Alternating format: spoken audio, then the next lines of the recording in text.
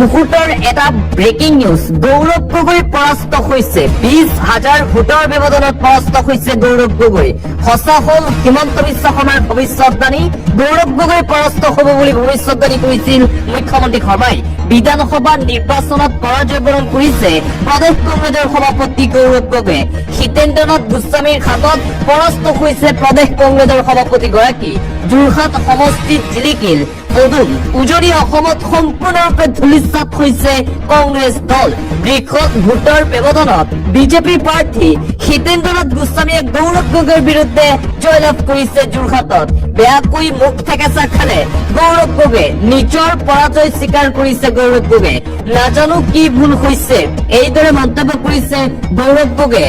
20,000 ভোটৰ ব্যৱধানত বৃহৎ পৰাজয়ৰ সন্মুখীন হব লগা হল কংগ্ৰেছ সভাপতি Gaurav Gogoi. Big loss. Heavyweight প্ৰাৰ্থী আছিল গৌৰৱ গগৈ আৰু খুদ গৌৰৱ গগৈ এইবাৰ পৰাস্ত হৈছে।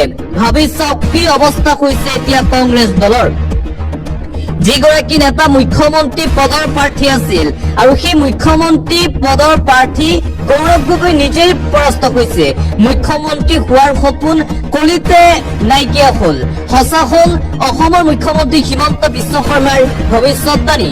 20,000 ভোটৰ ব্যৱধানত পৰাস্ত হৈছে প্ৰদেশ কংগ্ৰেছৰ সভাপতি গৌৰৱ গগৈ। উজনি অসমত সম্পূৰ্ণৰূপে এতিয়া ধূলিসাৎ হৈছে কংগ্ৰেছ দল।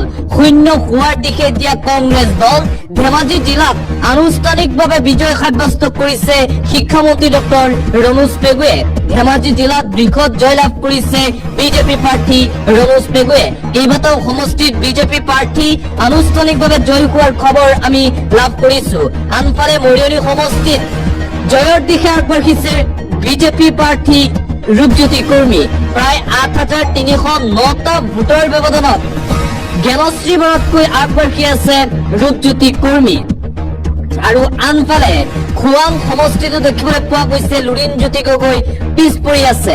বৰ্তমান সময়লৈকেও লুৰিণজ্যোতি গগৈ ব্যাপক ভোটৰ ব্যৱধানত পিছ পৰি আছে। চক্ৰধৰ গগৈ 8,675টা ভোটৰ ব্যৱধানত লুৰিণজ্যোতি গগৈতকৈ আগবাঢ়ি আছে খোৱাং সমষ্টিত। আটাইকেইটা হেভিৱেট প্ৰাৰ্থী থকা সমষ্টিত কংগ্ৰেছ আৰু বিৰোধী মিত্ৰজোঁটৰ মুখ থেকেচা দেখিবলৈ পোৱা গৈছে। শিৱসাগৰ সমষ্টিৰ খবৰ, শিৱসাগৰ সমষ্টিৰ শেহতীয়া খবৰ এই মুহূৰ্তত দিবলৈ চেষ্টা কৰিছো। শিৱসাগৰ সমষ্টিৰ বাবে এটা ভাল খবৰ আছে ৰাইজৰ দলৰ বাবে। বিৰোধী ঐক্য মঞ্চৰ বাবে এটা ভাল খবৰ যে ৰাইজৰ দলৰ সভাপতি অখিল গগৈ বৰ্তমান সময়লৈকে 2,689টা ভোটৰ ব্যৱধানত আগবাঢ়ি আছে কুশল দৌৰিতকৈ। শিৱসাগৰ সমষ্টিত বিৰোধী ঐক্য মঞ্চৰ প্ৰাৰ্থী আগবাঢ়ি আছে। AIUDF 2খন আসনত আগবাঢ়ি আছে। বিজেপি 79খন আসনত আগবাঢ়ি আছে। কংগ্ৰেছ দল 24খন আসনত আগবাঢ়ি আছে। BPF 10খন আসনত আগবাঢ়ি আছে।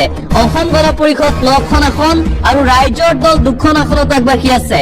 শিৱসাগৰ আৰু ধিং সমষ্টিত ৰাইজৰ দলৰ প্ৰাৰ্থী আগবাঢ়ি আছে। ধিং সমষ্টিত প্ৰায় 28,801টা ভোটৰ ব্যৱধানত আগবাঢ়ি আছে ৰাইজৰ দলৰ প্ৰাৰ্থী মেহবুব মুখতাৰ।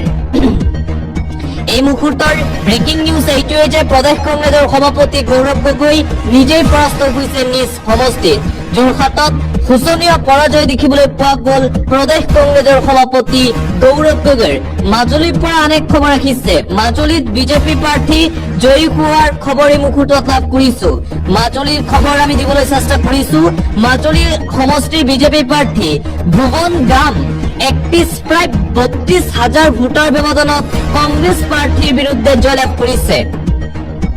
কেইবাটাও সমষ্টিত বিজেপি প্ৰাৰ্থী জয়ী হোৱাৰ খবৰ।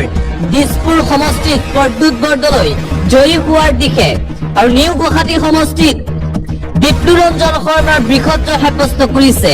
40,000 ভোটৰ ব্যৱধানত বিপ্লু ৰঞ্জন শৰ্মাই জয়লাভ কৰিছে নিউ গুৱাহাটী সমষ্টিত।